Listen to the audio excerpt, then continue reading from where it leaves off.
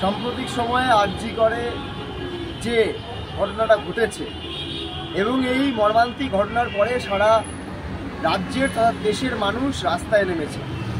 আমরা দেখেছি এমনকি দেশের গণ্ডি পার করেও আন্তর্জাতিক ক্ষেত্রে প্রবাসী বাঙালি, প্রবাসী ভারতীয়রা, এমনকি অন্য দেশের লোকেরাও এই ঘটনার বিরুদ্ধে প্রতিবাদ কর্মসূচি গ্রহণ করেছে। এরই মধ্যে দিয়ে বেশ কিছু ধরনের স্লোগান এই আন্দোলন থেকে উঠে এসেছে। যেহেতু এটি একটি স্বতঃস্ফূর্ত আন্দোলন এবং নির্দিষ্ট কোনো রাজনৈতিক দলের নেতৃত্বাধীন আন্দোলন নয়, সাধারণ মানুষ তারা এই আন্দোলনে রাস্তায় থেকেছে, রাত দখলের কর্মসূচি করেছে, মিটিং করেছে, মিছিল করেছে। অনেকে এই রাষ্ট্রের পুলিশের হাতে আক্রান্ত হয়েছে, জেল খাটার মতো পরিস্থিতি ঘটেছে। কিন্তু এর মধ্যে দিয়েও বেশ কিছু এক পজিটিভ দিক আমরা পেয়েছি, তা হলো এত কিছু করেও রাষ্ট্র সাধারণ মানুষের আন্দোলনকে দমন করতে পারেনি। এছাড়াও আমরা দেখেছি যে আজাদির স্লোগান তুলেছে সাধারণ মানুষ। এবার এই আজাদির স্লোগানকে কেন্দ্র করে বেশ কিছু ধরনের একটা কনফিউশন তৈরি হয়েছে অনেকের মধ্যেই। কেউ ইচ্ছাকৃতভাবে কিছু রাজনৈতিক শক্তি যারা আসলে আজাদির পক্ষে বা স্বাধীনতার পক্ষে নয়, তারা এক গণ্ডগোলের আবহাওয়া তৈরি করেছে। কিন্তু যারা এই কনফিউশনের মধ্যে পড়েছে না বুঝে, তাদের উদ্দেশ্যে এবং যারা ইচ্ছাকৃতভাবে এই আজাদির স্লোগানকে দেখিয়ে এই আন্দোলনকে ভুল দিকে ব্যাখ্যা করার চেষ্টা করছে, তাদের জন্য বলা, এই আজাদির স্লোগান তুলেছিল পরাধীন ভারতে ভগৎ সিং। এই আজাদির স্লোগান আসলে স্বাধীনতার কথা বলে। এটা তো ঠিকই যে আমরা হয়তো রাজনৈতিক স্বাধীনতা পেয়েছি, কিন্তু অর্থনৈতিকভাবে এবং সামাজিকভাবে আমাদের এখনও সম্পূর্ণরূপে এই স্বাধীনতা পাওয়া বাকি আছে বলেই তো এখনও ছেলে মেয়ের মধ্যে বিভাজন হয়। ভিন লিঙ্গের মানুষকে আমরা এখনও ওই যেই চোখে ছেলে বা মেয়েকে দেখি সেই চোখে দেখতে পারি না। এটা আমাদের ব্যর্থতা। তাই স্বাভাবিকভাবেই লিঙ্গ বিদ্বেষের বিরুদ্ধে আজাদির কথা তো উঠবেই, যে লিঙ্গ বিদ্বেষের থেকে আজাদি চাই, আজাদি তো উঠবেই, আজাদির স্লোগান তো উঠবেই। জাতপাতের থেকে আজাদি চাই, আজাদির স্লোগান তো উঠবেই। ব্রাহ্মণ্যবাদের থেকে আজাদি চাই, আজাদি তো উঠবেই। যে মনুবাদের থেকে আজাদি চাই, তাহলে সমস্যা কোথায়? এবার কেউ বলছে যে যারা কাশ্মীর মাঙ্গে আজাদির স্লোগান দেয় সেই লোকেরাই নাকি এখানে এসে স্লোগান দিচ্ছে।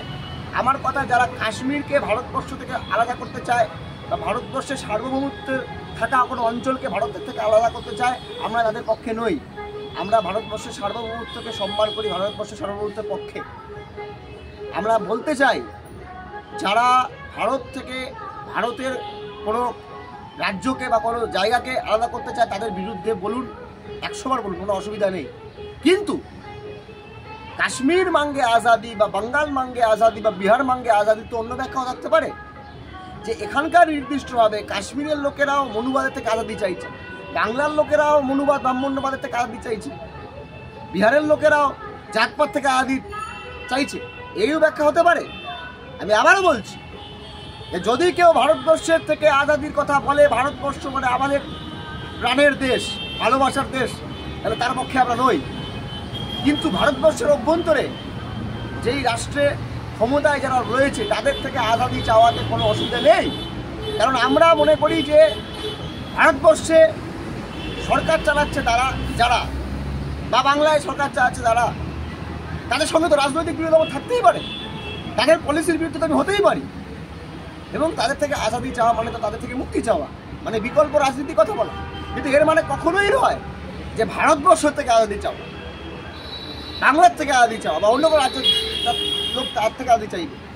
আসলে পুরোটাই ভুলিয়ে দেওয়ার রাজনীতি, পুরোটাই আজাদির মতো স্লোগান, যে স্লোগান ভারতবর্ষের স্বাধীনতা সংগ্রামীরা দিত, এই স্লোগান আসলে প্রতিটা আন্দোলনের মধ্যে প্রধান স্লোগানে রূপান্তরিত হয়েছে। মনুবাদ সে আজাদি, রেপ কালচার সে আজাদি, ব্রাহ্মণ্যবাদ সে আজাদি, हम छीन के लेंगे आज़ादी तो फूलों वाली आज़ादी। এই স্লোগানকে বন্ধ করে দিয়ে আসলে শাসক শ্রেণী এবং তার তাবেদাররা আমাদের কণ্ঠরোধ করতে চাইছে। আমরা একবার না 1000 বার বলবো যে আমাদের বৈষম্য থেকে আজাদি চাই, আমরা 1000 নয় 1 লক্ষ বার বলবো যে আমাদের ব্রাহ্মণ্য বাজার থেকে আজাদি চাই, আমাদের গরিবি থেকে আজাদি চাই। তাই এই স্লোগান আটকানো যাবে না।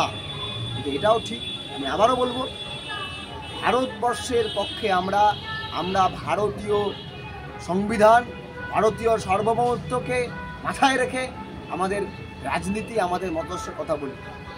তাই যারা এর অপব্যাখ্যা করছে তাদেরকে বোঝানো, এবং যারা অনেক ক্ষেত্রে ভুল বুঝে যাচ্ছে, কারণ এই প্রোপাগ্যান্ডিস্টরা, এই যারা মিথ্যা প্রচার করছে তাদের জালে জড়িয়ে যাচ্ছে, তাদের জন্য এই ভিডিওটা করে